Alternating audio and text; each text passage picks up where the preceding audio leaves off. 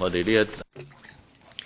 will start the second session of our meeting, and let us first welcome the deputations and individuals attending this meeting on proposals for selecting the CE by universal suffrage in 2017. I will invite deputations or individuals to speak according to your attendance order, and then you will each have 3 minutes to speak. We have a timer here. When 3 minutes is up, the timer will beep, and you'll have to stop at once. For those who have not provided us with written submissions and you wish to do so now, we welcome your doing so. Please pass your written submissions to our secretariat. May I remind all those who are present that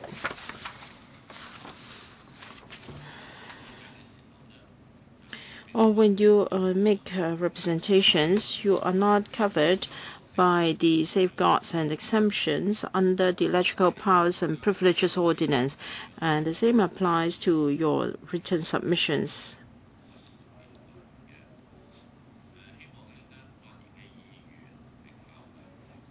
When you speak, please speak close to the microphone to facilitate reception.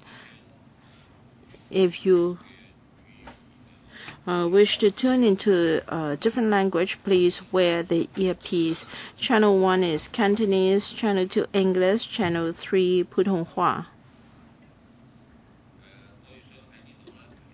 And may I remind deputations and individuals that please note the security measures contained in the guidance to members of the public attending meetings of the council or those in the public gallery. The guidance note was sent to you together with the invitation letter by the secretariat and is also tabled. For those in the public gallery, you may ask the security staff present for a copy of the guidance note. After individuals and deputations have spoken, depending on the time, if we still have time left, I will allow members to ask questions. And then I will invite Mr. Lau Kong-Hwa, the Undersecretary, to give an overall response. Okay. Well, let's get started. Mr. Chung Chat-Fai. Good morning, I'm Chung Chat-Fai.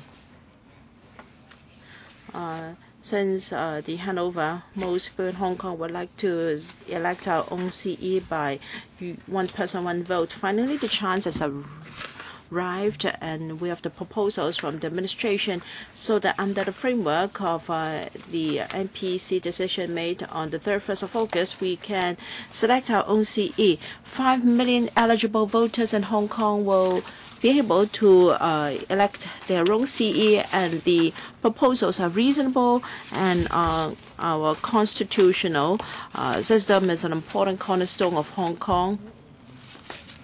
I hope we can take part in this democratic election system based on that foundation, and members should use their intelligence and allow us to choose our own CE under that framework.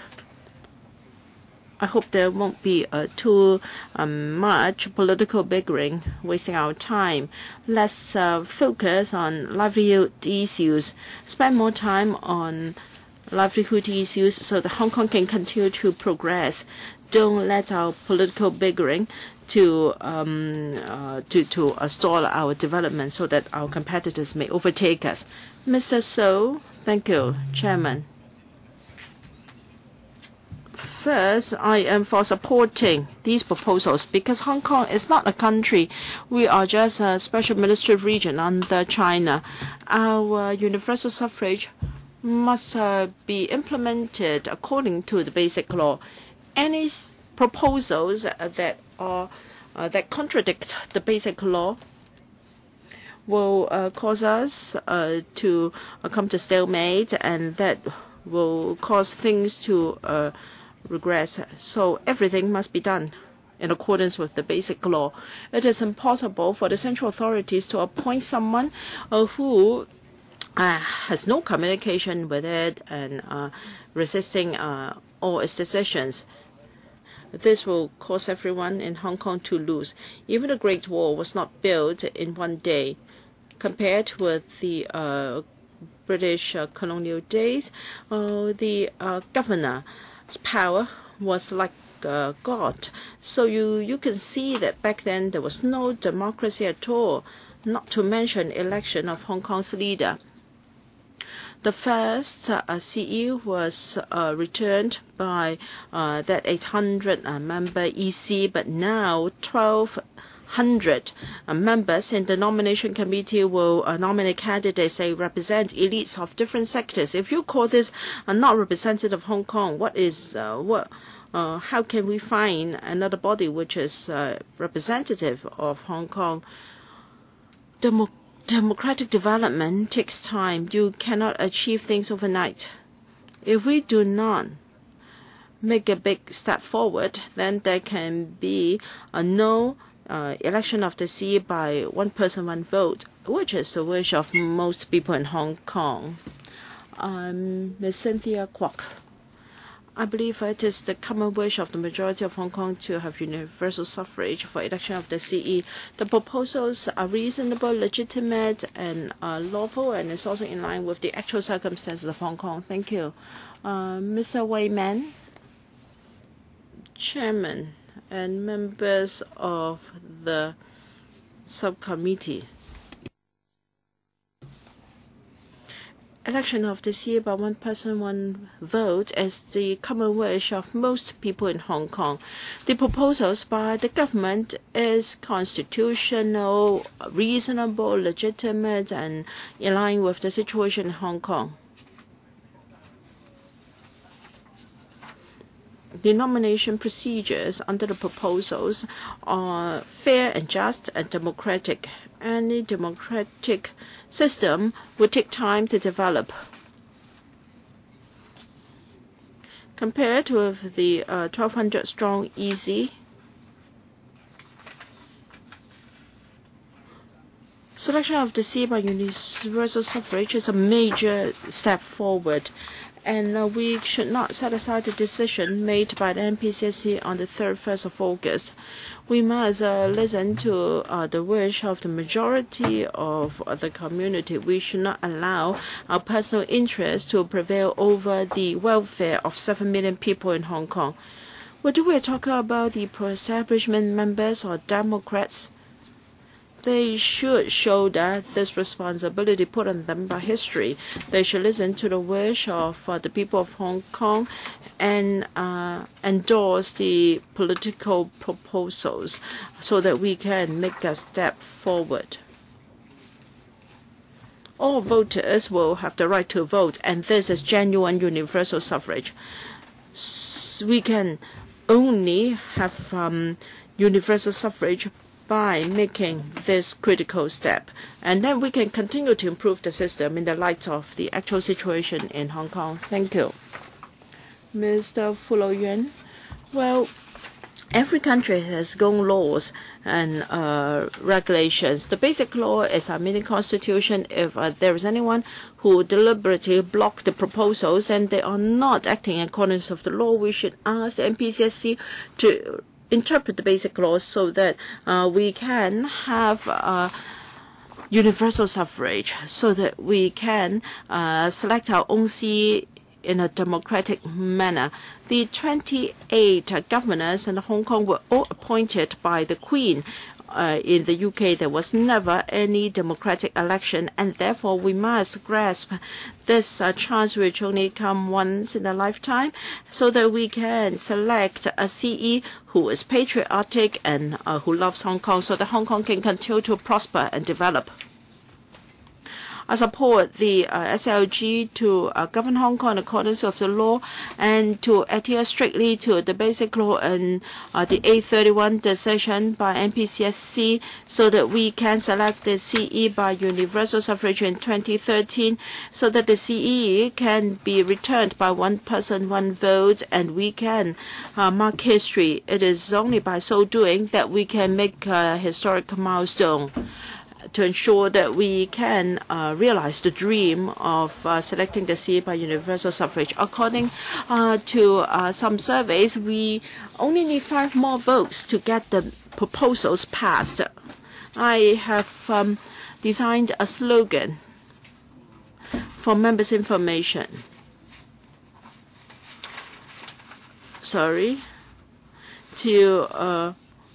We should cooperate to advance democracy. We must all adhere to the law. Mr. Cameron Fong, thank you. We're now at a critical moment when it comes to political development. Will Hong Kong people have the right to choose their own CE by a one-person, one-vote system? It all depends on the logical. Our party is of the view that it is indeed a political milestone if we can have universal suffrage.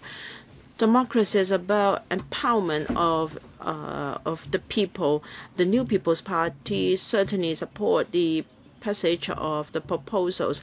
There are proposals to improve the system. First, the number of nominations will be reduced from 150 to 120, and a candidate can at most get 240 recommendations. This is to ensure that other people can join the race as well. I'm sure this will ensure more people can take part in the election. And the mode of voting by the nomination committee is by secret ballot. And each member of the NC is entitled to more than one vote. That means minority groups can also get a chance because each member of the NC can vote for more than one candidate. We must follow the decision of the NPCSC. The New People's Party do not agree to the accusation that once we have accepted the proposals, it will be forever. There is nothing in the basic law to say this. Some members of the opposition can use this to intimidate or to threaten or to mislead voters. This is not true. We have the chance to improve the system in the future. On the contrary, if we do not grasp this opportunity, our political system will continue to mark time, and that will deal a serious blow to our democratic development. Because of the one-person, one-vote system, candidates will not just be accountable to the 2000 NC. Rather, they have to be answerable to all voters in Hong Kong, and this will ensure that the future leader will respect public opinion. Because everyone is entitled to vote under these proposals, this can be achieved. So the party hopes that legislators can support the proposals so that we can make the right step forward for democracy in Hong Kong. Next, Mr. Cheng Si-pan. Thank you. I think it is the aspiration of many people in Hong Kong that we can have universal suffrage for the CE election. It represents a major development in our democratic development. Democratic development has to be reasonable and in accordance with the law. The basic law prescribes that we have a nomination committee, and the nomination committee should represent the different sectors. We agree with that because they represent it can counterbalance the populism that we see in Hong Kong. The threshold is now reduced from 200 to 120, maximum 240. So we can have a maximum of 5 to 10 candidates who will be able to take part in the race, so that many aspiring candidates can actually contest the election. For those who eventually become nominated, then I think other than voting, I think democracy in the wider sense means that the candidates who have to be, in tune with the people of Hong Kong. They have to explain to the people their manifestos, and I think this is a very important process. Take the last term, for example. During the last election, it was not the favorite who won the race. And because in the whole election process, he went down to the district, he promoted a manifesto, a lot of things happened, and eventually the outcome of the election was very different from what people expected at the beginning. And we believe that this exactly reflected what I was saying just now. Going forward, if the proposed package were approved, then we believe that the election committee for the next term will be influenced by public opinion, and the influence of the public opinion will affect the decision of the nomination committee. To worry that it's easy for candidates to be to obtain the recommendation and nominated, I don't think that is the most difficult part. The most difficult part is how the candidates can win the support of all the voters in Hong Kong. The biggest difference between this the present proposal and the current system is that the CE to be elected in 2017 will be elected by the people of Hong Kong. During his term, and whatever he does, he has to be accountable to the people of Hong Kong. And that's how it's different from the present system.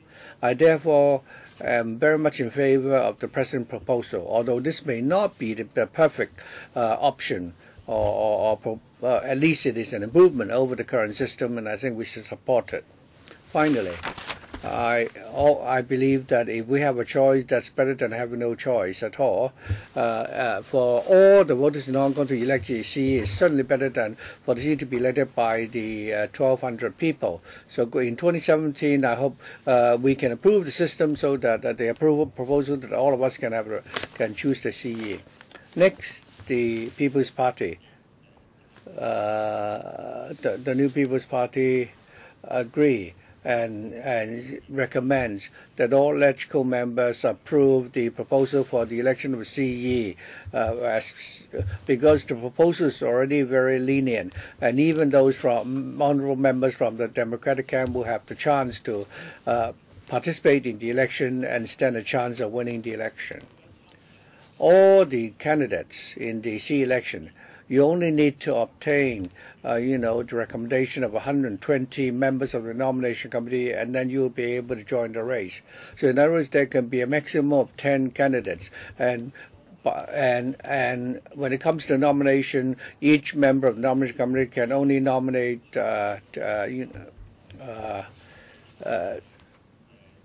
people, so that there will not be a scenario where only a few candidates were nominated, or the chance of being nominated. It means that all candidates from the Democratic camp can have the right to be nominated. And thirdly, since voting will be by way of secret ballot, and it means that the 1,200 members of the nomination committee will not have to reveal the identity when they vote.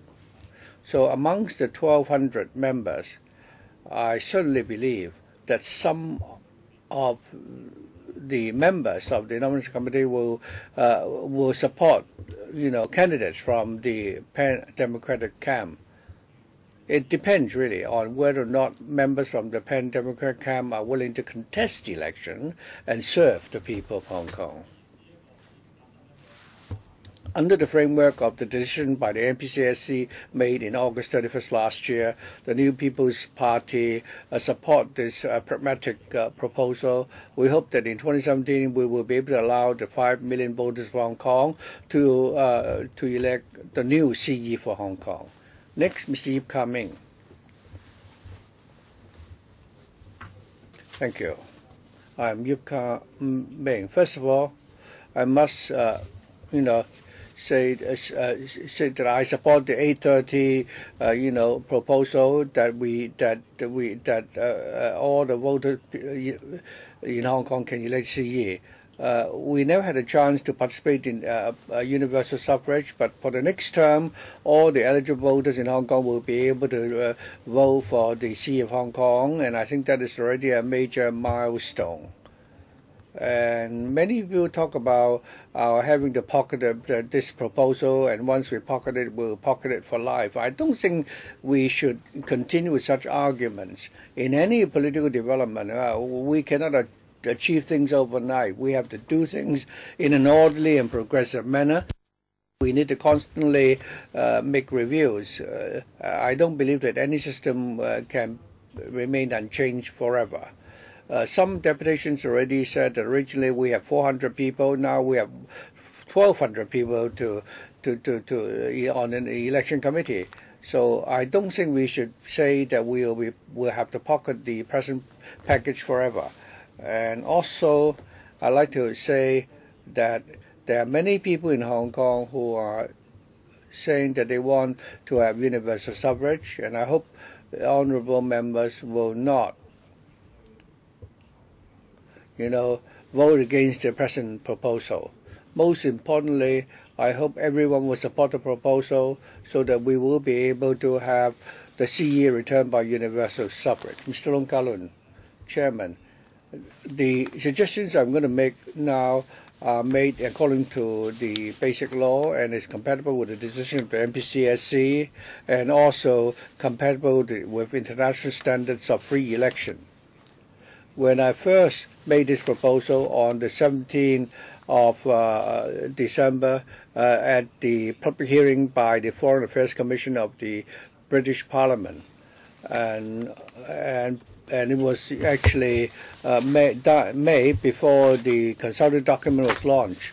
So it's not compatible with Schedule 6 of the document, which offers 4 options. But on the internet version, other than the 4 options, it is said that there are other procedures. So it would appear that these 4 options may not be the decision of the MPCAC made on August 31st last year. The proposal is very simple. Number 1, on the subject of recommendation, not less than 10% of the members of the election committee and not less electoral members who propose 2 to 3 candidates. On nomination, the candidate will have to be endorsed by at least 10% of the list. Otherwise, we have to start all over again. For electoral to nominate a candidate, in the consulted document, the basic law in 1998, it was also proposed at the time. So I don't think that this has not been proposed. The advantage of this proposal is that since we don't have any political party law, then we have to ensure that the C at least would have the support of 20 members of this council. So it's tantamount to nomination by political parties. It's fully compatible with international standard. This method of nomination balances the CPG's concern for national security and the public's aspiration that we have a genuine choice. I believe that this proposal would also I think in 2014, the Hong Kong University at a seminar at the Hong Kong University, this is also a standard which many international academics said they would accept. Finally, this proposal is compatible with the basic law and the decision of the MPCSC. It is also pragmatic and feasible. I hope members of the Bills Committee, when you vet the method for the return of the CE in the 2017 election, consider this in conjunction with the other proposed amendments. Next, Mr. Chen Kin Hong. I think the proposal for the election of the CE, the candidate will have to pay attention to public opinion. The proposal for universal suffrage is popular because it is, compatible with our basic law and the decision of the MPCAC on August 31st. Democracy means giving the right to cast the votes on eligible voters. That is, the 1,200 members of the election committee will elect the CE rather than for the 5 million voters of Hong Kong to elect the CE. The proposal has to be in tune with public aspiration. Because only if you are in tune with only when there are 60% support from the voters will you make it. So I think 2017 make it happen. I think the government slogan is really very popular. And of course, there are better ways of promotion.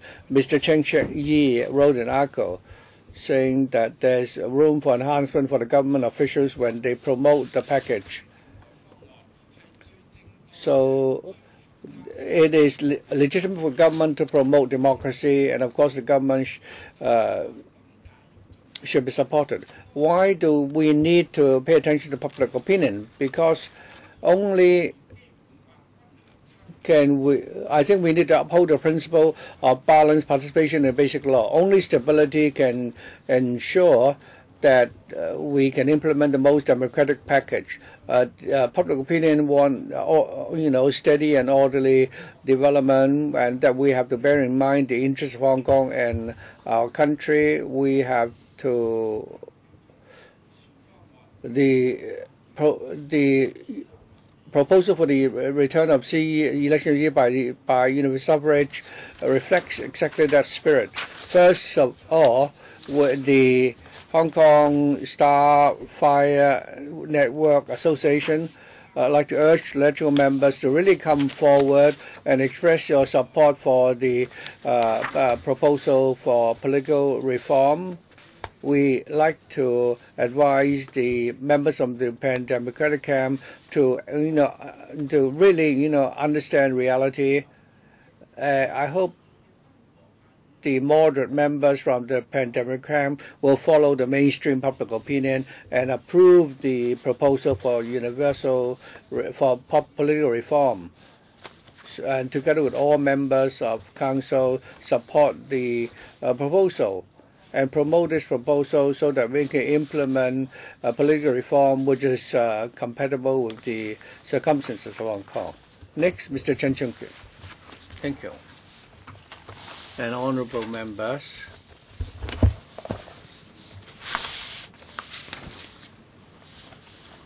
I'm a member of the baby boom. I should say I was born and grew up in Hong Kong after the war.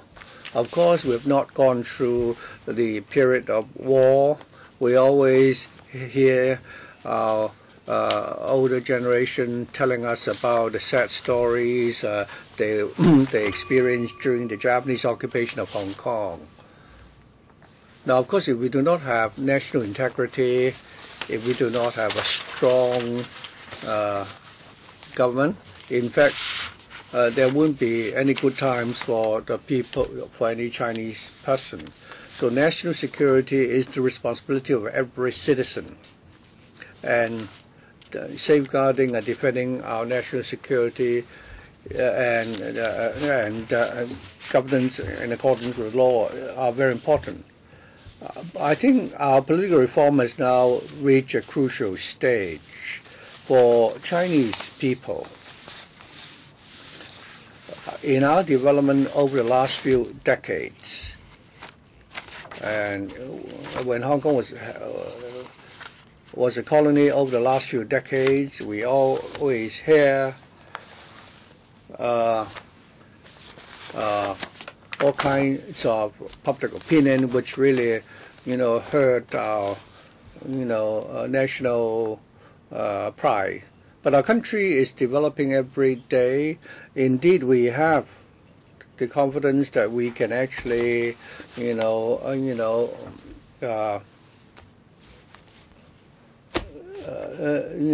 walk along our own path. And I hope all of you will grasp this opportunity so that we will be able to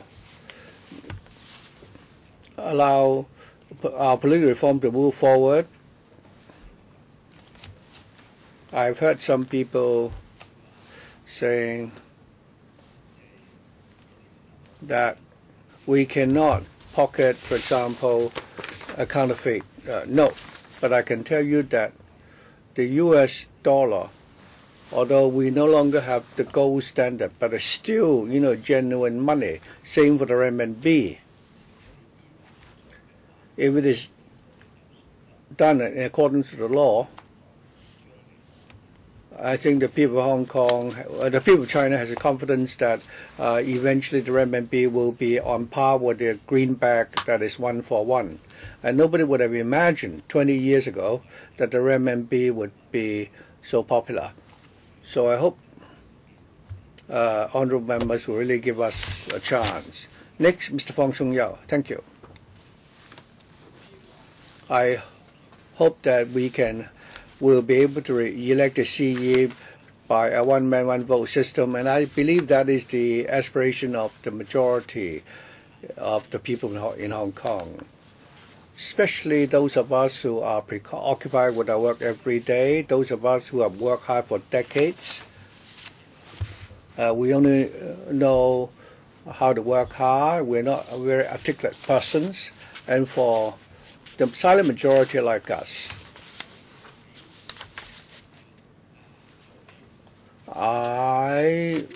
I've been a construction worker for many decades. It's only now that I've actually made some achievements.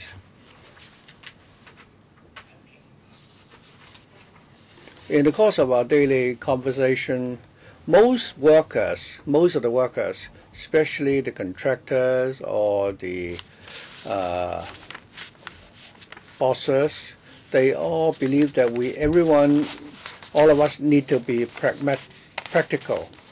And I don't think we should think like what I used to think in my 30s. I used to be a radical person, but after so many years and having learned from my experience, and after I have acquired so much experience in life, I now have learned to be objective, and I don't think and I've learned not to be unrealistic. So whatever camp you belong to, I hope the honourable members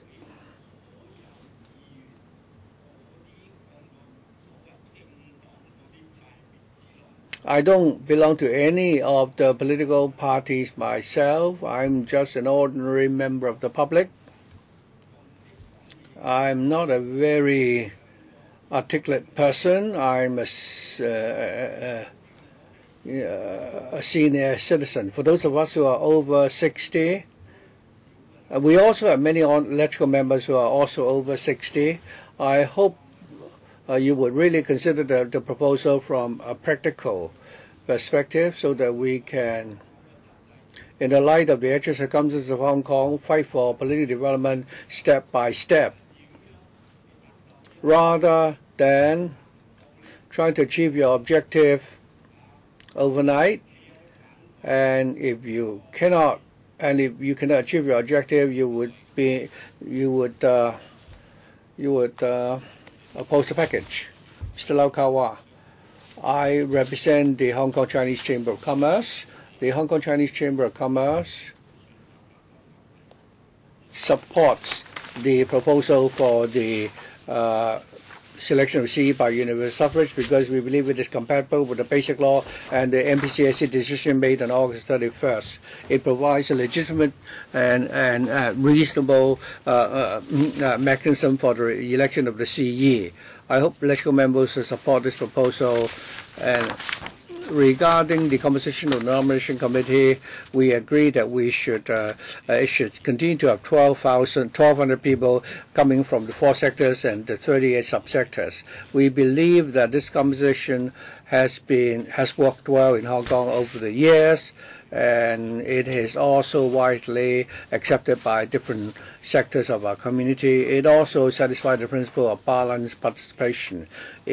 Should there be any changes regarding the adjustment of the sectors, may actually have far-reaching implications, and also we may not have enough time to do that, and we may not be able to arrive at a consensus. And regarding the nomination procedure, I think we already have added to the democratic elements. For the proposed election, there will be 2 stages: recommendation by members and nomination of members. On the recommendation stage, so long as a candidate obtains recommendations by 120 members of the nomination committee, then the person can become a candidate for the CE election. In 2012, a candidate required nomination by 150 members. Already the threshold has been lowered. And because the decision of the NPCSC made on August 31st decided that there should be 2 to 3 CE candidates, and each candidate must obtain at least 50% of the support nominations by the members of the nomination committee, and I believe this is reasonable. I believe if the candidates in the course of the election could rely on his popularity and his performance, I believe people from different political background will be able to become elected. On the specific arrangements of the voting, we think that we should adopt the first past the vote voting method, and we should have a one-round voting system since we have a lot of voters. So we should use a one-round voting system, and the candidates would not have to secure half the votes, and this is also easier to understand for the voters and most cost-effective. Mr. Chow Kin-san. Good morning, members, chairman. I'm from the Wan Chai Industrial and Commerce Association, and we have a slogan: if we have the right to vote for the CE, there's no reason to take it away. And on the 22nd of April, the government put forward a proposal for universal suffrage of CE in 2017, and it will be voted upon in LegCo earliest in June. And our members have reached a consensus, and we are in support of the proposal, and that it complies with the basic law and the NPCSC decision. It's constitutional, legal, reasonable, and acceptable. So we urge the legislators to reach a consensus as soon as possible to approve the proposal. If we do not pass the proposal, no government official can guarantee when we will have another chance for a reform. And the 5 million voters will lose their chance to elect the CE. And I hope the opposition can think about the welfare of Hong Kong and follow the views of the majority and support the political reform proposal.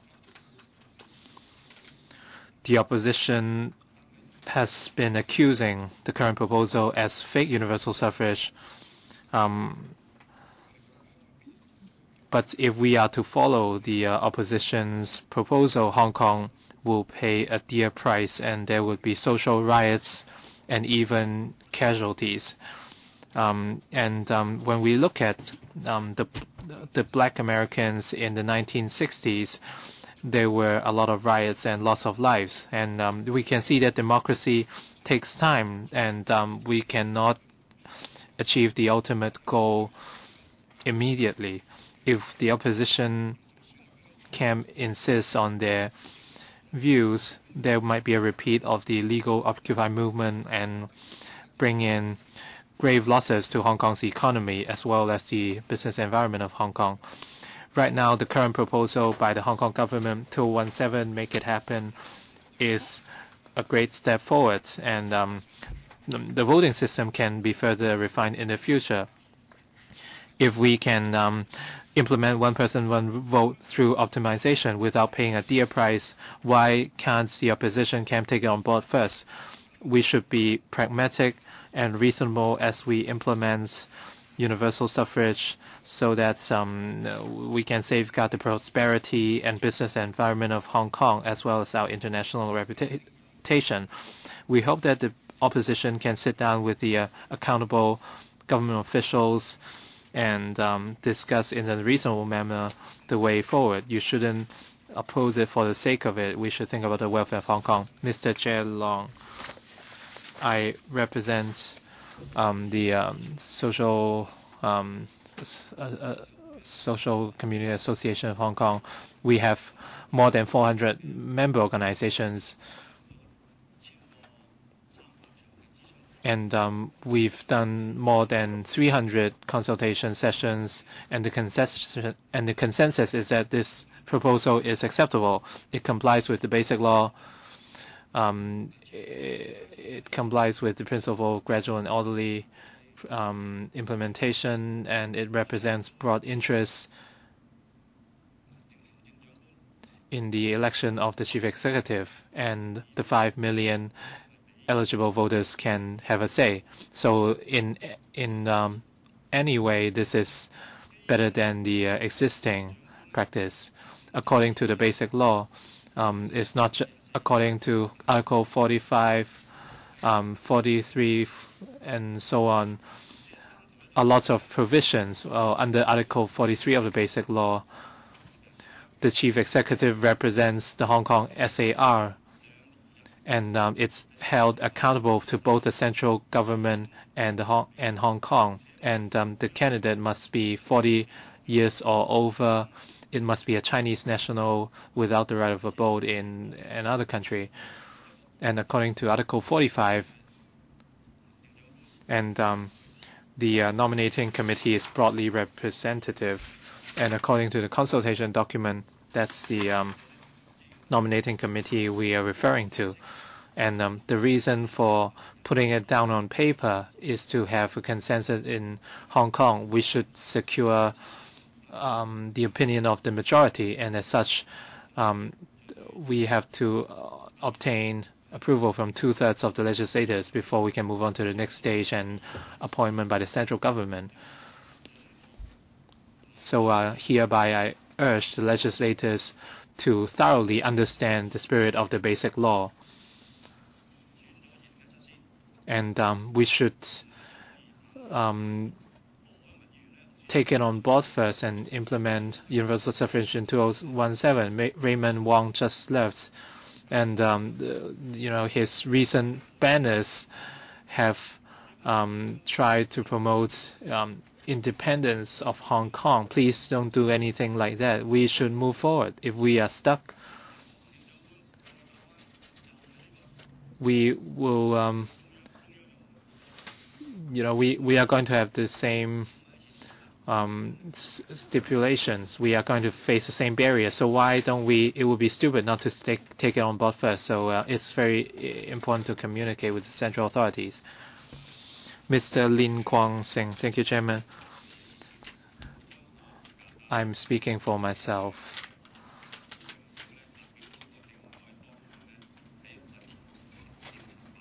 I think the government's proposal is constitutional, legal, reasonable, and acceptable.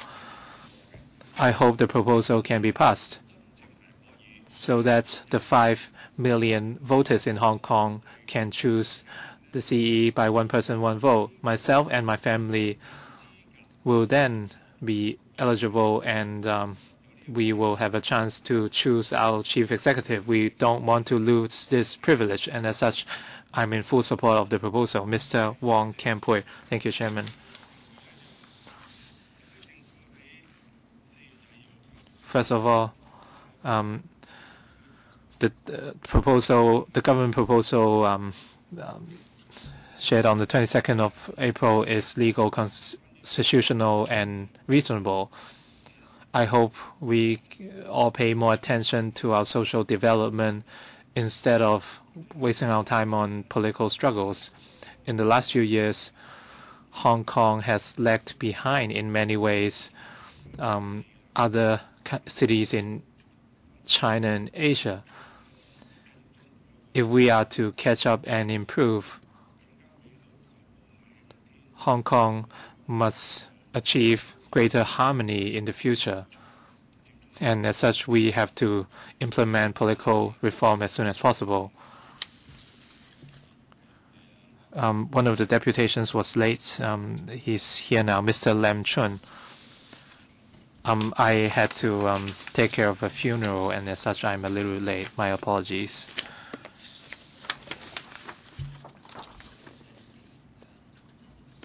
Over the past 6 months, I noticed that Hong Kong is in this very strange position.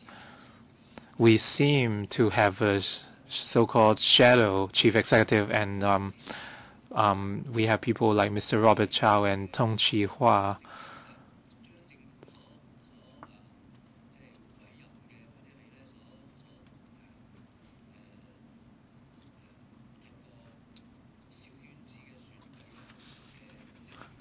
It seems that the government appointed, the government appointed by the central government is losing its grip. I'm very uncomfortable with this situation.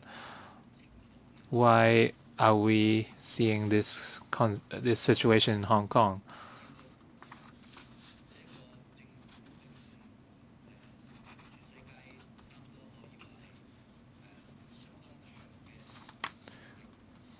The government has used strong violence and violent attacks on peaceful protesters. It shows that they are powerful on the outside but very weak inside.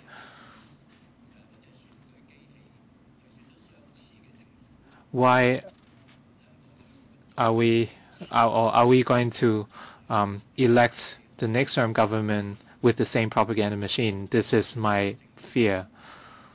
And we have a very weak government because they are not well recognized. It's not just about the voting system. They are never really recognized, even among themselves. And they themselves feel that they are not recognized enough. And as such, how can we ask the public to accept this government? We have been waiting for more than 30 years, since 1988. I'm retiring, and still I cannot witness a proper election. And the functional constituencies are still here, and we are being asked to take it on board first. We've been told for the last 30 years, and we can stand no more. And still at this stage we have not seen any improvements. Mr. Lee Fong-nin. Good morning. I'm just a very ordinary Hong Kong citizen, and I took part in a lot of volunteering work, and I served young people and the elderly and so on. I don't want to have so many arguments in Hong Kong. I want Hong Kong to move forward. Most of the arguments are trivial. Why don't we follow the government's proposal? Of course, nothing can be perfect, but it's not too bad, at least. And there is the element of democracy. During the colonial times, we didn't even have a say. We had to take whatever the government told us. But right now, we can let our voices heard through many channels, and we can even elect our chief executive. Why don't we take it on board first? Why don't we, take it on board first, or profit from it first? If we don't take the first step, there won't be a second. When we look at Taiwan, they have 100 years of democracy. For UK and America, they have over 100 years of democracy, and they're still refining their systems. So we cannot expect overnight success in terms of democratic development. And we cannot say that we will never have any refinements in the future. Such claims are unreasonable. We continue to grow and move forward. I think we should reach a consensus before we can achieve prosperity. And Right now, as long as you can obtain 120 votes from the nominating committee members, you can stand a chance. So my question for the Pan Democrats is that are you worried that you cannot even get 120 votes? We should take the proposal on board first before we further evaluate it. Thank you. Mr. Ha Takin. Thank you, Chairman, members. My name is Ha Takin. I support the government's proposal on one person, one vote universal suffrage. We should take a step forward for democracy. And for the lion and dragon dancers, I know most of them support the government's proposal on universal suffrage of the chief executive. And in the schools I have taught in, a lot of students are dismayed at the arguments at LegCo, and they have a grave impact on our young people. And we have reached a pivotal stage in political reform. I hope the legislators can approve the August 31st decision to avoid further controversies. Ms. Lee Yu Fan. And since the new political reform proposal was put forward on the 22nd of April, I've taken part in a lot of consultation sessions, and most people, from what I observe, agree to the proposal. And the proposal signals a new start in Hong Kong's political development. And timing is very important, and we have to keep ourselves abreast of the latest developments. And this is a golden opportunity for having universal suffrage through one person, one vote. I hope everyone should consider taking it on board first. I'm confident that the government will provide further room for refinement or improvement on our political system. And I hope everyone in Hong Kong can elect the chief executive by 2017 through one person, one vote. And my name is Wong King. I'm an engineer. I'm a layman in politics. I'm just an ordinary citizen.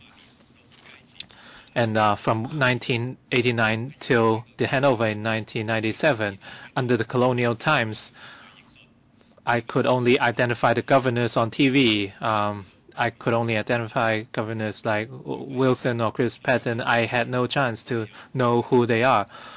Since the handover, we have moved forward in terms of the growth in the number of members in the nominating committee. I don't know what is meant by universal suffrage, real universal suffrage. In the UK, David Cameron would very likely be the next prime minister, even though he could not obtain over 50% support. And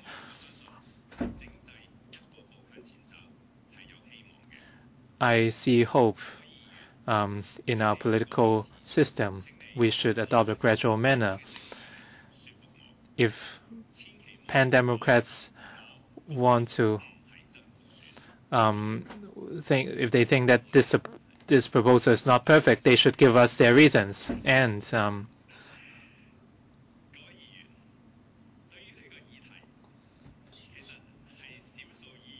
on this issue, only a small number of legislators are manipulating the majority.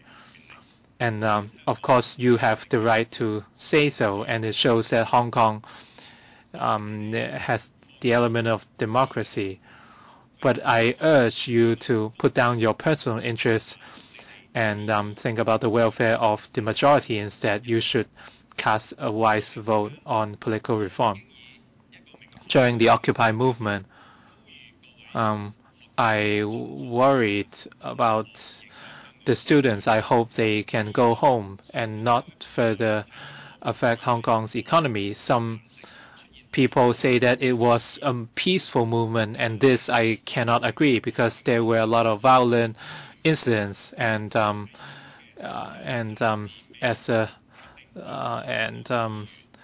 urge the opposition to put down your personal interests and cast a wise vote for the welfare of Hong Kong people.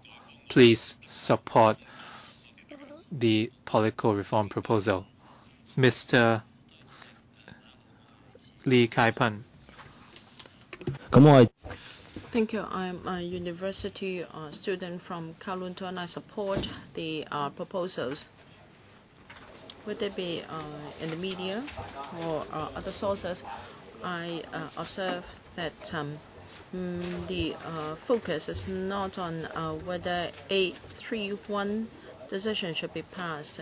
In fact, by discussing the 831 decision is just a means. It is a means to further democracy. If we devote too much resources in the discussion of the process, it's just like looking at your navel all the time. How can you step forward? And recently, according to the news, many so-called Democrats do not support these proposals. Does that mean that if we have no universal suffrage for electing the CE in 2017, there can also be no universal suffrage for LC election in 2020? We learned in school that under the proportional representation system, so long as a legislator or a candidate can get a few tens of thousands of votes, he can be short of a seat in the council. In other words, if he is an extreme loyalist or extreme or localist, so long as they can let their position known, they can be sure of a seat in the council. And if we have universal suffrage for LC instead, the rice bowls may be at stake. So perhaps there are people who don't want universal suffrage for LC elections. However, this point has never been raised by the pro-establishment camp or by the Democrats and also the media. In fact, LC elections have spent a lot of resources, and because of filibusters in this council, the council has been very ineffective. Government officials cannot implement policies effectively. Progress in society hinges upon implementation of good policies. However, government officials nowadays fear legislators because the council is so politicized that very often the attack is on the private life and personal attack of government officials. Many students want reforms or a revolution to save Hong Kong. And the other side has got a joint signature campaign for support of the proposals. However, both have failed to get any support. This is not the time for revolution. We should talk about cooperation and collaboration. Thank you. Mr. Ho Kim Pong. Thank you. I represent the alliance on asking my mom to choose my wife. It has been the case for thousands of years. Because having heard Mr. Leung Sing's remarks, we really feel that he's worthy of our support and we want to be here to support him. Unfortunately, Mr. Tam Yu Chong, the chairman, ruled that this was not serious enough and we could not speak in under that name. Does that mean that Mr. Leung Sing is not serious enough? We would like to express deep regret and our strong we strongly condemn such position. All right, we are here to expose the conspiracy of some opposing members. Now, many of them say many times that they would oppose the proposals. I'm worried that at the very last moment they will fake that they have pressed the wrong button in supporting the proposals. You won't laugh after I am done. We have not considered that the safety coefficient in the committee nomination stage is not enough, because according to past experience, external forces are now in control of over 200 votes. So long as they can board another 400 votes, they can control all the candidates. They can then pick Mr. K. Fong and Mr. Wong Yuk Man for everyone to choose from. What will happen if that should be the case? You may say the external forces will not be able to control half of the NC members. You look at the business, commerce, and financial services. I saw KK Fong getting money from an English bank ATM. And then professionals. Well, in such a solemn occasion as a meeting of the council, a barrister used foul language to smear the country. And religious sectors, well, they believe in Jesus, so this is also an external force. And the fourth sector, members of the LegCo, we have many members from the opposition camp. So we suggest that another step should be added. When the 2 to 3 candidates are shortlisted for the election, then all of them must secure 90% endorsement of NC members before they can take part in the election. This will ensure that we can at least one member who is patriotic and who loves Hong Kong. NC is a collective body, and there must be collective responsibility. So a 90% endorsement is, of course, better than this 50% endorsement. Thank you. Ms. Wen. According to an independent survey, if there are 3 adjustments to the 831 decision, then 80% of the community may support the proposals. I'd like to discuss the possibility first to ask the government and the central authorities to promise that there can be improvements to the political system. I think this is easy to resolve because no electoral system will be there forever. And the basic law promise that there will be orderly and gradual progress. So I think this is easy. And second, instead of corporate votes, there should be individual votes in the NC. This bit is a bit more difficult because I think the Pan-Democrats will not accept it. But instead of individual votes of directors and allow all employees in these sectors to vote, this is unacceptable to the central authorities. The third proposal is more controversial. There is even less room for discussion because both camps have people supporting this. If this proposal can have the support of some Pan-Democrats and if the community express majority support, then perhaps this is feasible. I think those undecided, those Pan-Democrats who have not decided how to vote may consider this possibility. There are 3 points I'd like to make.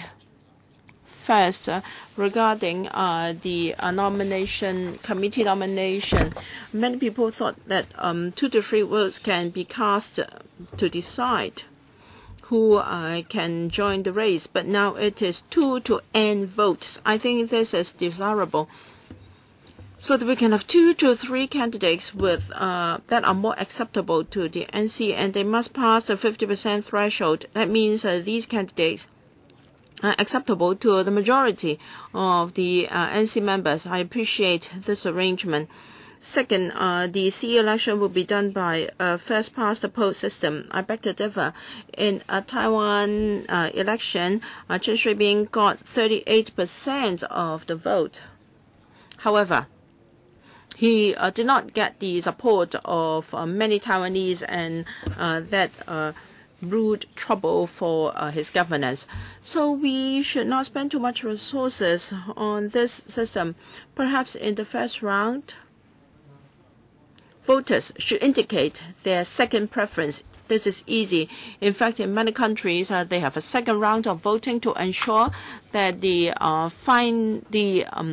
leader-elect is someone who has got majority support of the community. I'd like to quote from what my mother said. Now, if you repent, you will win people's heart, and if the proposals can be passed, everyone will be happy. Mr. Lam, I think everyone agrees that we should have one person, one vote system for electing the CE, and the proposals are good to please everybody. It is reasonable, legitimate, constitutional, and in line with everyone's wish. I see no reasons for opposing it. Our powers are laid down in the Basic Law and also the MPCSC, and orderly and gradual progress is good. And one person, one vote is a big progress compared with what we had during the colonial days. The opposition camp are opposing for the sake of opposing. Last year, they staged the Occupy movement, causing divisions in society. We took pains to establish, to build up the power of the Orient. Now it has lost its luster. We're no longer a shopper's paradise, a tourism, a premier destination. We've become a city of protests, and all our core values are destroyed. How much more do you want Hong Kong to sink? I'd like to ask the opposition camp. What they do caused me to think of Ding Hai, a famous protagonist in a TV drama. Well, Ding Hai wants everyone to listen to him, and you think that by yelling out loud, you can drown the other people's voices. Is this really democracy? Ronnie Tong said something, and he was attacked by his own camp. So you can see how horrifying this white terror within the opposition camp is. The opposition camp said that they would not vote according to public opinion. They have hypnotized themselves. They have lost reason. They don't want any discussion. So what is the political motive behind them? What is their political agenda? Do they want Hong Kong to crash and die? So I hope everyone here, regardless of your political affiliation, vote for the interests of Hong Kong. I think we should set aside our differences and pursue our ideal together. That is a famous, there's famous lyrics from the Cantonese song Under the Line Rock. Mr. Yu Hong. The three universities have been going a rolling opinion poll. 47% are for and 39% against the proposals. So these figures show that most people in Hong Kong have a very serious discrepancy when it comes to the proposals, and the division is unprecedented. These proposals are not perfect, but there are people who still support them because they know that political development cannot be achieved overnight. With 1,200 members in the EC to select the CE, we will finally have 5 million voters taking part. This is a very substantive progress. Now, if we veto the proposals, there can be two things for us to do. First, we will no longer argue over our political development and focus on the economy. Second, in the coming 5 to 10 years, we continue to argue over this issue at the expense of our economy and people's livelihood. So I'd like to ask the Pan-Democrats, if the proposals are vetoed, can you pledge to the people of Hong Kong that you can press the central authorities to set aside the 831 decision? Otherwise, 5 years down the road, we will still be pressing for democracy under that 831 framework. What progress can we achieve according to a latest blue paper issued by the Social and Economic Development Council of China? Shenzhen has taken over Hong Kong for the first time in competitiveness. I don't want to continue with this bickering in the coming decade. We don't want to stake our future, put our future at stake, all because of this. Article 45 of the Basic Law and Annex 1 there mention nothing about this proposal being final, because the representativeness of the NC can be improved with time. And there is nothing in the Basic Law to say that the 2017 method can never be amended. If 5-10 years down the road we will be still getting the same package, why don't we accept it now and improve it in the future?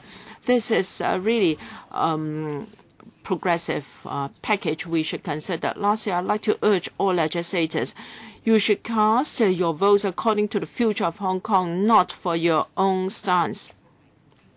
Lastly, I really want to have universal suffrage in 2017. Mr. Wong Chai-lep. We're already in the 18th year after the handover. We are adults.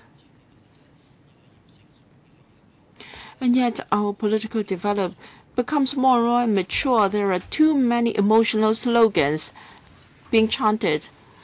We have to really get down to real business. What's being discussed by the minority in the community is not on the main themes. They talk about the disputes and arguments, and I think when it comes to political discussions, the quality has sunk further and further. We have street politics. You only have soundbites and catchphrases to attract people's attention. This is very pathetic. I studied social science. The purpose is not to overturn a certain system and replace it with a new system for society development. Evolution is a process. I think we can only have society development by evolving slowly, and so that we can benefit our economy and people's livelihood. But what we see here is just bickering. People state their own positions to no avail. The Pan-Democrats should think about this, whether it be political nomination and civic nomination and whatnot. They have been discussed many, many times during the drafting of the Basic Law. They are nothing new. So should we revive the discussion? 3 decades ago, we will regress by 30 years. No opinion polls want Hong Kong to stand still. Pan-Democrats should not just be here for their own interests. They should use their conscience and ensure Hong Kong can continue to develop.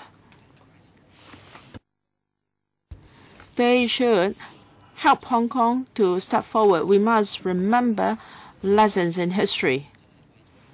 We are in this generation, and we should rewrite our own history so that in 2017 and also in 2020 we can have universal suffrage in a selection of the CE and electrical elections respectively. Mr. Lam, I support the proposals submitted by the administration for people to exercise their choice. I hope Pan-Democrats can endorse the proposals as well. The Basic Law states that we should have orderly and gradual progress, and there must be rational discussions. There should be mutual trust. If we just insist on our own stance, things will be meaningless. I have my company was handed down by my last generation, and there's an employee who served the company for 30 years. He was first very resistant to the use of a computer, but now he's finally accepted it. So you cannot do it overnight. You just have to look at Egypt. The first president got the support of the majority of peasants, but he was overturned by a small group of city dwellers. And in Iraq, you can see what has happened to Iraq. It established democracy overnight. The Pan-Democrats, and you see that they are university graduates. It is all about distribution or allocation of interests and benefits. You have, is it possible to turn it into a rubber stamp? when do you think that for us who will support orderly and gradual progress, we will support your proposal for civic nomination? Your ideas have poisoned Hong Kong people, and this is very bad. You look at the school my kids attend. I think they have, some teaching materials talking about June 4th because the teacher, made some excerpts on newspaper, and my children were told that there was going to be a test next week, but then there was no test the following week. So each and every time when there was, a protest, my children's private tutor took leave and was absent. So we waited for 1,000 years for this step to be taken, not 30 years. So the pan-democratic camp is poisoning our next generation. So I hope that the pan-democratic camp, before we have any further reform, please, promise that we enact Article 23 first before we do anything else. Next, Chow Sai Kit. Today, I have heard many people supporting the government's proposal. And Mr. Lau, I'm sure you are very pleased that so many people have been successfully brainwashed. I've heard many deputations repeating a few common points. That is that we won't have to pocket the package forever. We need to adopt an orderly and progressive approach. If we don't accept the package, Hong Kong will simply, collapse. So what I like to ask, what is the meaning of the term universal suffrage? What is the purpose of universal suffrage? Is it because you want to use universal suffrage to hijack public opinion, or do we really want to, elect a CE who has the legitimacy and that we really have a competitive election so that we will end up with a quality candidate winning the election. You keep talking about we don't want any instability and so on. Have we forgotten about the meaning of universal suffrage? Whomever you support, you always keep saying that you don't want any chaos. I'd like to ask the government whether you want to stick to the present system of 1,200 members of the election committee who will still come from the four sectors. Most of them represent vested interests. Or I even heard one, scary, suggestion from Mr. Fong, who said that the members of the election committee are very, very, a lot of legitimacy. I don't know whether or not Mr. Fong knows. I think he said he's been a worker for 30 years. How many, we have 3 million, more than 3 million people who are workers in Hong Kong. Only 6% are represented on the nominee committee.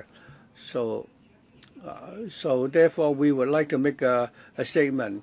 The government should, the proposal, put forward in accordance to the 831 decision, we will certainly oppose that because it has violated Article 1 of the Basic Law and the provision regarding the election of the CE for Hong Kong. It actually go against the spirit of the rule of law. It is also violates the right of all the people of Hong Kong to nominate candidates for election and to stand for election. It has also violated the promise that we can have universal suffrage for the CE election 2017, and I would like to express our anger. We'll take whatever actions in order to stop this package from being approved. Since 1997, Hong Kong has been subject to all kinds of, attack, and people's sense of identity is gradually, weakening. So I hope all officials and people who came to Hong Kong will really reflect on this point. Okay, your time is up. All the deputations and individuals have already spoken, so we still have some time for members to ask questions. Let's see who are the members who would like to speak. We have on record Mr. Chen Kam Lam, Mr. Teng Ka Piu, and Mr. Leung Chi Chung is not in this chamber, so we will give the floor to Mr. Chen Kam Lam first. You have 4 minutes, Mr. Chen. Thank you, Chairman. I'm pleased to hear so many deputations and individuals expressing the views. all these comments are very useful, especially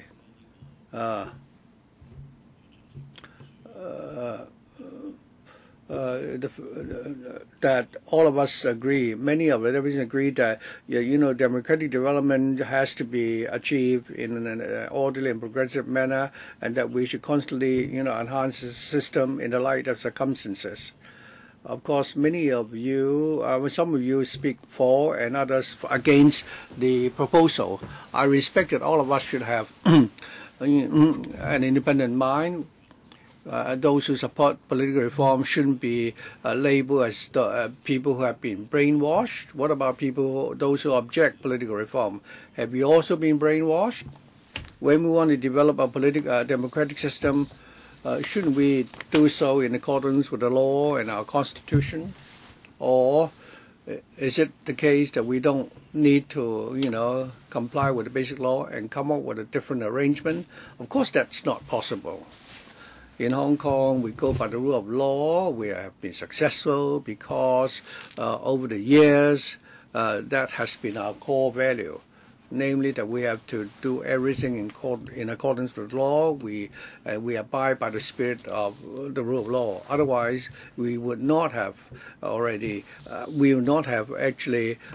maintained our standing in the international community.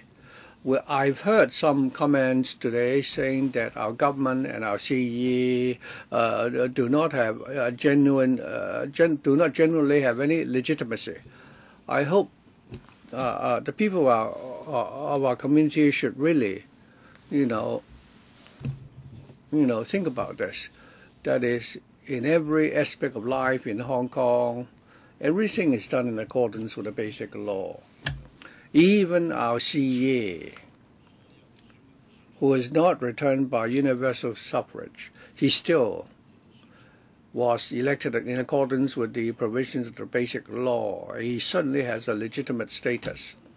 To say that he doesn't have any genuine legitimacy, how can one say that?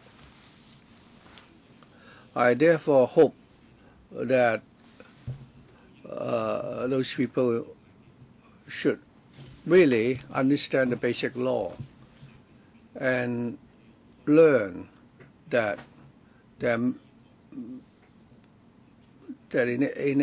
everything we do, we have to do so in accordance with the law. This morning, someone said that we should cook our own meals. It's fine if you want to cook your own dishes at home. But if the meals that you cook, you want other people to eat them as well, shouldn't you respect the choice of everybody else and respect the choice in terms of the ingredients that you buy and what dishes you should cook? You need a consensus for that. In Hong Kong, if everyone can abide by the spirit of the rule of law, then even though there are still many issues to be resolved in Hong Kong,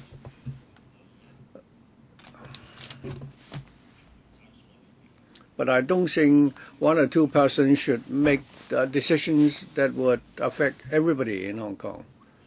It is now time for us to make a decision in respect of political development.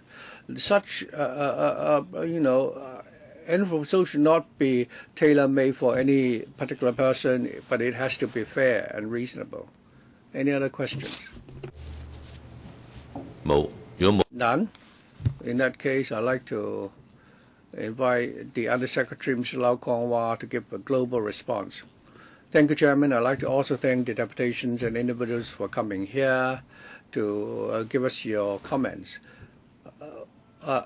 I'd like to respond to those who have made some comments regarding our proposal. Someone suggested that the election committee refer to the difference between the election committee and the nomination committee. There's a big difference, although they both have 1,200 members.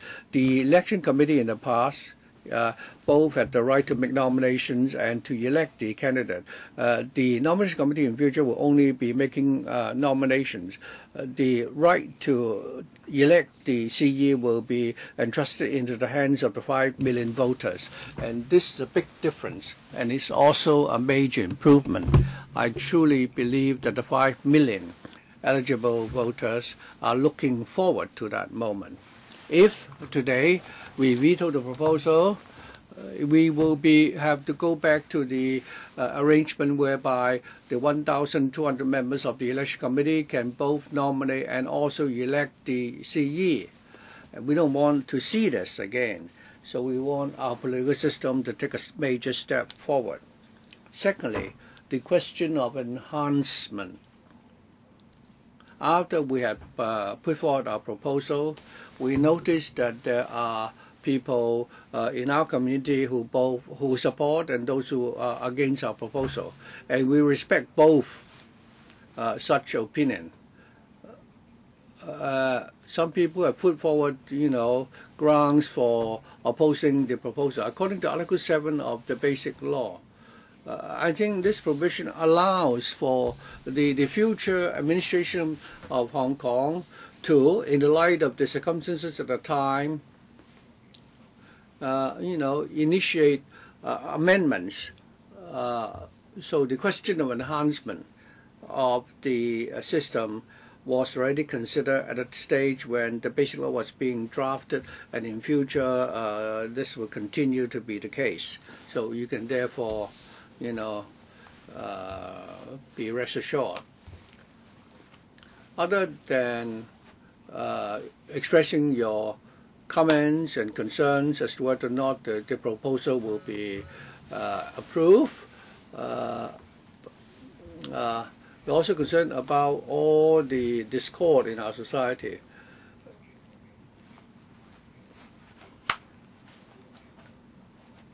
So as government officials, we can certainly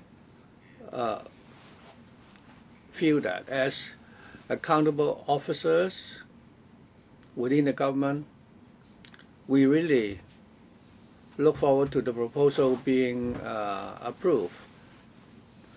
One important reason for that is that we have actually seen and we believe that if the dispute this time cannot be resolved, then governance is going to be very, very difficult going forward. So like everyone in our community, we want to see this package approved. Some individuals have just now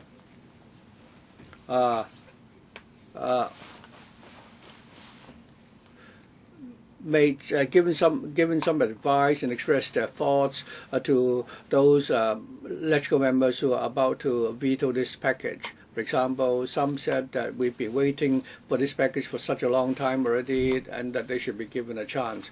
And I believe this is the aspiration of many people in our community as well. Someone said that we don't want our political system to stay put, and some urged electoral members who plan to veto the package to put aside the personal interests, and some of you suggested that they should actually repent while there's time and recover the support of public opinion, and I fully agree. So at the moment, there's still one more month before we vote on this proposal. Well, the basic law was drafted 30 years ago. We've gone through 5 years of dispute at the time before we agree on this provision on universal suffrage. So the argument has been going on for several decades. Several million people are now looking forward to the election. So so we're now, we're at a very critical stage. And I hope that those members who object to the proposal will really change their mind and bear the overall interests of Hong Kong in mind. If you could change your mind, I believe many, many people in Hong Kong would really, appreciate that. So Mr. Lau has already given his response. If there are no further views, there are no further questions from members.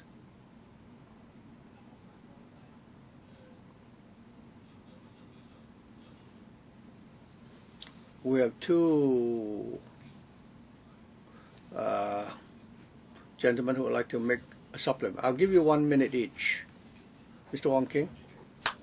Thank you. I'd like to respond to the gentleman who asked me what is the meaning of universal suffrage.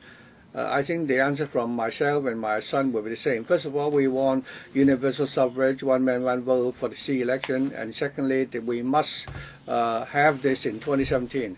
As to what he asked, why I've been brainwashed. Oh, you're young in age, and I don't think your brain could be washed. As a more senior person and as a professional, if somebody want to, wash our brain, it would be even more difficult. We only support a steady, progressive approach. We're not being brainwashed. We are not blindly supporting one proposal. I like to emphasize that as a young person, you can't be brainwashed. For us who've lived for decades, we are well educated, we are professionals, then we certainly it's even more difficult for us to be brainwashed. Of course, I was educated during the colonial days.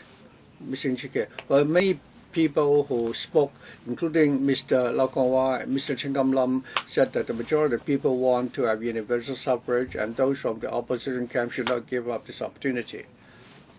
I think 2 or 3 months ago in this council, I asked Mr. Lau Kong Wah one question, that is whether the government will conduct an opinion poll, and that the government will promise that based on the findings of that poll, they will determine whether or not they will withdraw this proposal.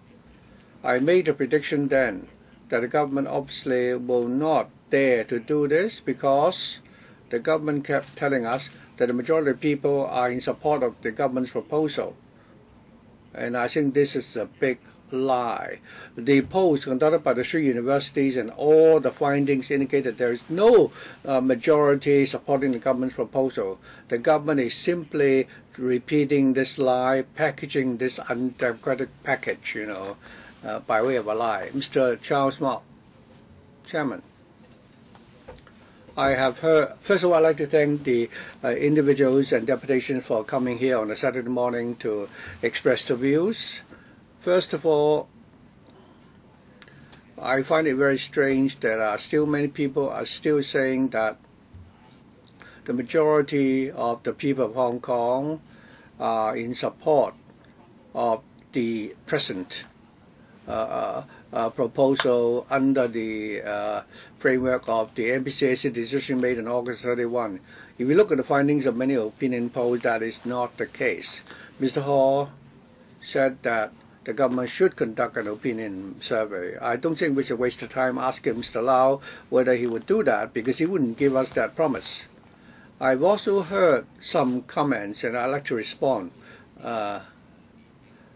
There are present in this chamber senior people who are more senior in age and also people who are much younger. I think we need to be fair. In future, if there's going to be universal suffrage, all of us should have 1 vote each. But some people are suggesting that, well, these people are junior and the others are senior. Then I think that already is, discriminatory. Chairman, can somebody, it is now Mr. Mok's time. Mr. Wong, please keep quiet. Can we allow people to do that? If it's not your turn, it is now Mr. Charles Mok's time to speak. So nobody should speak. Mr. Mok. Some people sound patronizing. Some people do not respect those who are younger than they are and the opinion of those who are younger than they are. And I think this kind of attitude is very unacceptable. Now, please keep quiet. Mr. Wong. Mr. Wong. we all have the right to express our opinion. You may disagree. In a while, if you really want to speak, I believe the chairman will give you the time. But I noticed that this Mr. Chow from New Politics, from young people, perhaps I don't know what I'm still wondering how he would respond to such an attitude. Mr. Ho, you talk about public opinion. I'd like to listen more to you to your views on that, Mr. Chow. Now, first of all, that particular person, differentiate between people who are young or old, and I think this is really age discrimination. Maybe he thinks that he is more has an advantage in terms of age, and therefore his opinion is more important than other people. He said that he respects the spirit of democracy, but it really shows that that he wants to actually suppress other people's thoughts with his own. And the gentleman said that his definition of universal suffrage is not like mine, that we can have a quality, good quality CE through election, but rather so long as we follow the government proposal, so there is already universal suffrage. But I cannot help but responding that we shouldn't. So, are you going to say that that we must implement this kind of universal suffrage? Mr. Ho and Kit, I'll be brief. As far as universal suffrage is concerned, I think we must not forget about the Basic Law. The Basic Law has a specific requirement on universal suffrage of the Chief Executive, and that is 2/3 of the support of the electoral must be secured rather than 50%. And why did we have such stipulation on the Basic Law? Revising the method for selecting the CE is very important, and even as far as opinion polls are concerned, none of the polls in none of the polls were did the percentage of supporters reach 50%. I'm very happy to listen to the young people. So during the first session, there was a young man called Lee Chun-hei, and he mentioned whether or not we should accept this proposal.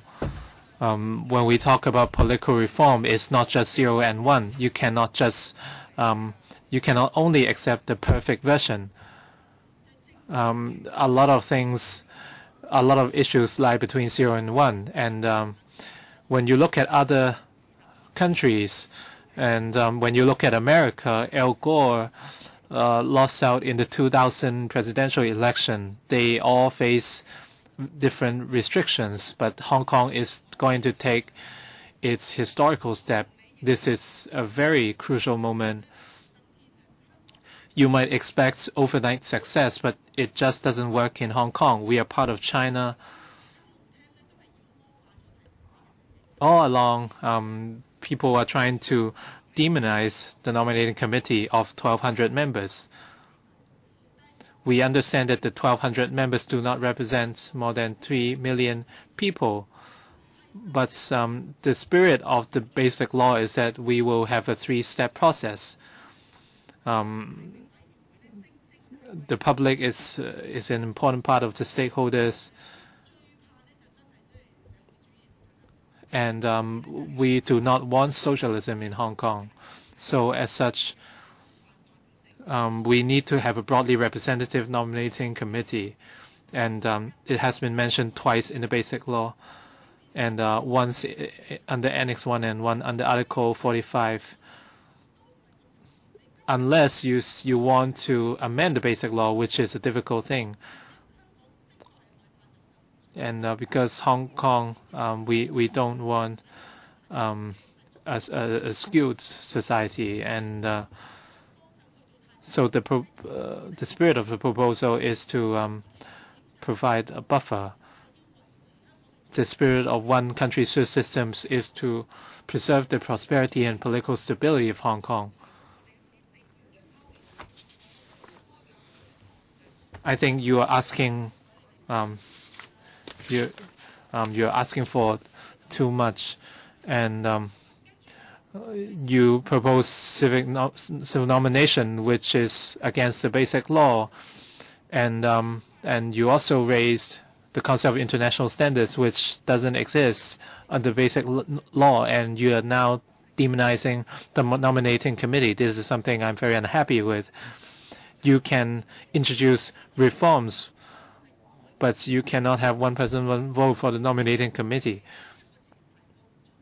And the nominating committee is a common ground for the universal suffrage. We have representatives from different sectors, and we are directly elected, and that's why we are part of the nominating committee. The committee is unique. One country, two systems is also unique. If you say you don't want it anymore, then we will have one country, one system. We have to. Please don't use those analogies or like like marriages. We are talking about political system. And in terms of constitutional reform, we have to learn from the right countries. Not every system applies to Hong Kong. The American system doesn't fit, for one.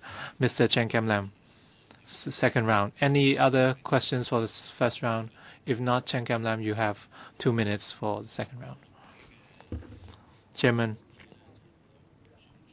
I think the spirit of democracy is to allow different views and accept them, or else it's our discussions would be pointless. We've heard different views today, and I think we have to see where we have to consider the comments of each other and see if they make sense. Even if we look at the case in other countries, we cannot expect them to all fit in Hong Kong. We cannot say that this is a North Korea-style election just because it doesn't fit your expectations. Each country has to adopt its own pace when developing democracy. If you think our system is like that of North Korea, then it doesn't make sense. We cannot copy the UK and US either. So I think we should think sensibly to see where our path towards democracy lies.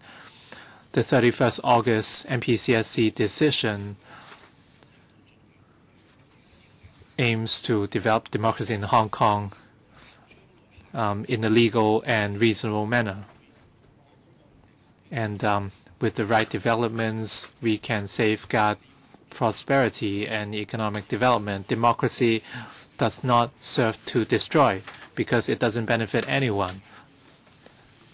I think we should be sensible and pragmatic on this issue. Priscilla Leung. We understand that our young people expect ideals and they cannot accept any imperfections.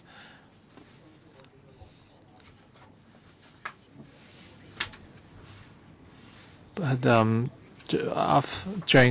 the handover, we should accept differences. Even in China nowadays, a lot of people agree with one country, one system, but still the leaders compromise and they're willing to operate on a one country, two system basis, which is a great challenge for them. So when we consider political reform, we should align ourselves or consider the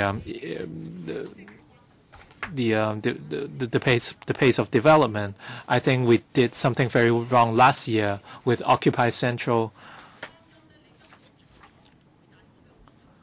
So the biggest concern is that it's detrimental to Hong Kong.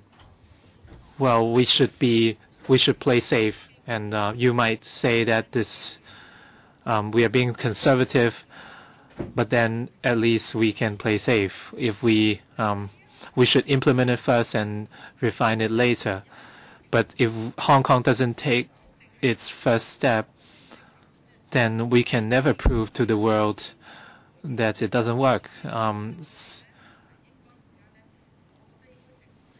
I think we should take a moment, and I urge the pan-democrats to allow the government to do its work. Otherwise, I think you are only compromising your own influence. Mr. Lee Kai-pen and Mr. Lam Sheng-kin, and one more, Mr. Fong Song-yao and Mr. Wong Kwok. 1 minute, please. Mr. Lee Kai-pen. I love listening to songs. I'm a post-90. I love a song called "The Pearl of the Orient," which was from the 1980s. It praised the beauty of Hong Kong, and I have some friends living abroad who admire me for being a Hong Kong citizen. We have a lot of made in Hong Kong products, and even when we at international conferences, we draw a lot of praises. So who actually created this Hong Kong spirit? They were created by our past generation or past few generations, and they invested their efforts. We were born after the 90s, so we grew up in a very comfortable environment. We should not accuse our previous generations. We should actually encourage collaboration between different generations. Mr. Lam Sheng-kin, the microphone's off.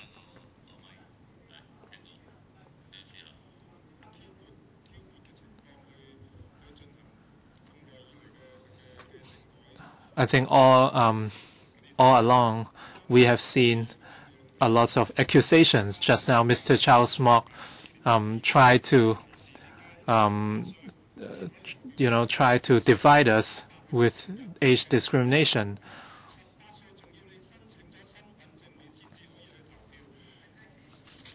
You're saying, well, if you are below the eligible age, you have no right to vote. Please do not interrupt with the speaker, Mr. Chow. Please don't interrupt him. Please play by the rules. Mr. Lam Sheng-kin. Chairman.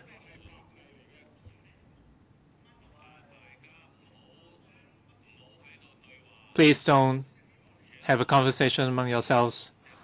Please follow the rules. It's Mr. Lam's turn. Well, under the law, you have to be 18 to vote. You can accuse the law of discriminating against you. And you have to hold a valid Hong Kong ID and be 18 years or older before you can vote. So you can see that the pan-democrats always try to divide us. And Mr. Wong King.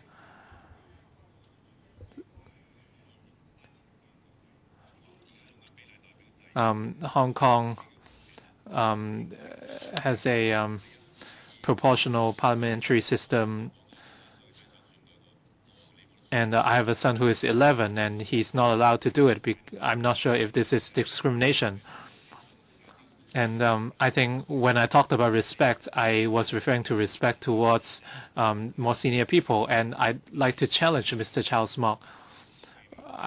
I would like to have a debate with you on what it means to have real universal suffrage. I also represent the IT sector. Mr. Fong Song-yao.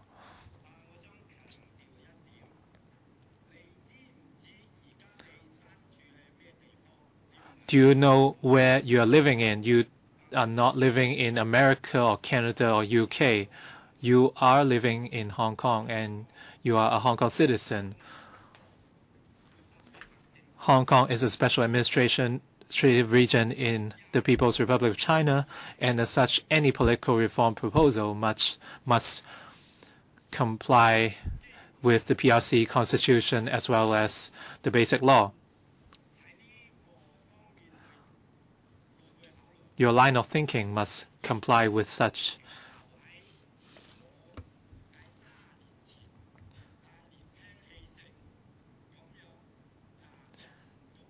If you are still stuck with old thinking, if you do not have practice independent thinking, it just doesn't work anymore in Hong Kong. Mr. Chow Sai-kit, well, I completely respect Mr. Fong, but according to the basic law, any amendment proposals must obtain 2/3 of support from the LegCo, and the NPCSC has no say in this, and as such, the 31st August decision is ungrounded. Maybe I can talk about that with you on a later date. And we've been talking about senior and junior.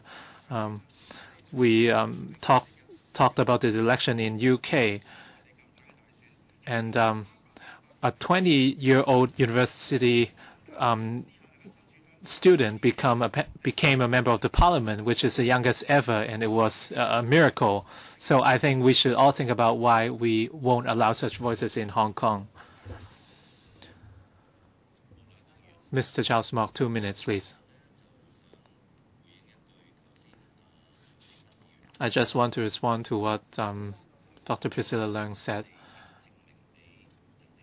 She said we have to prove to the world that we can adopt a gradual and orderly manner. So who are we trying to prove it to? I think what she meant was the central government.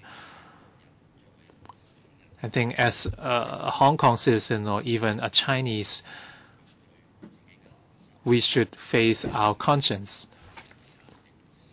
Some deputations mentioned our core values and how we came to be the Hong Kong today.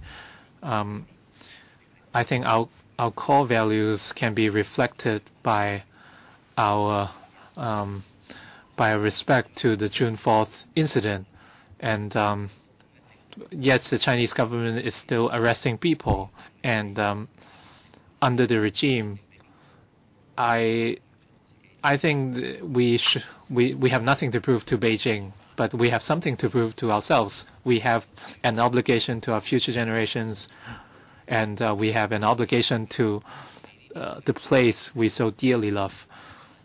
If we are given something fake, we would never accept them. It's as simple as that. We have to face our own conscience. You can accuse me of different things, it doesn't matter. But as long as we follow our heart and we are doing something right for our future generations, that's the most important. If everyone can achieve that, we can have a bright future. Mr. Chen Kiam-Lam, third round, 1 minute, please. Chairman, I think we don't understand Annex 1 of the Basic Law, and they have no idea of the details. It is a 3-step process. I hope the government can clarify it again. And the NPCSC has a role to play in the amendment. And in the universal suffrage of the chief executive, the NPCSC has its power. So we cannot just look at Annex 1 of the Basic Law. I'm sure a lot of people misunderstand this issue and they don't have a clear understanding. If we only refer to the Basic Law and nothing else, and say that we should have the right to civil nomination, then these two words are not mentioned at all under the Basic Law. So you are raising something which is against the law. It doesn't make sense. I hope the government can clarify this. Mr. Jeffrey Lam, it's your first round, but our meeting will finish at 1, so please be brief. Chairman, people have been talking about real and fake. What is actually meant by real? The most important criterion, whether it is constitutional, it's legal, and whether it complies with our political and historical context. People have been talking about fake universal suffrage. It doesn't exist, in fact. And some people have talked about real universal suffrage. What is it meant by real universal suffrage? It's very confusing. Over the past 100 years, Hong Kong never had universal suffrage. We didn't even have an election. So with universal suffrage, the 5 million eligible voters in Hong Kong can vote. This is something we are looking forward to. So we should allow these expectant voters the right to vote. We should not take this right away from them. What is meant by accepting for a time being? The power is granted by the central authorities to us. Further on, based on the actual circumstances of Hong Kong, we can amend the voting methods, but that must be in the light of actual circumstances in Hong Kong. The 3-member task force of the government has expressed this message time and again. But many so-called pan-democrats who oppose universal suffrage just do not accept this opinion. They ask for a black and white undertaking as to when further amendments can be made. Well, the central authorities promised to give us universal suffrage last time. That was a solemn promise. Why don't we trust them? So they have given 5 million eligible voters in Hong Kong the right to vote in 2017. Mr. Lau Kong-wah, do you have anything to respond? Well, a brief response regarding the 3-step or 5-step process. From public consultation to now, you can see our accountable officers have stressed time and again that any electoral package must be in line with the basic law, and interpretation and decisions by the NPCSC. So both are indispensable. So if you consider the decision interpretation by the NPCSC made on the 6th of April 2014, there are 5 steps. So to amend the basic law, the electoral methods, the first step is for the CE to submit a report to the NPCSC, and the second step is for NPCSC to make a decision, and the third step is for 2/3 majority support of the council, and fourth, consent by the CE, and the last step is approval by NPCSC. The NPCSC has a role to play in all these steps. Right, time is up for this session. Once again, I thank you. I thank the deputations and individuals for attending this session of the meeting and for telling us your views. The next session will start at 2 p.m. Thank you very much.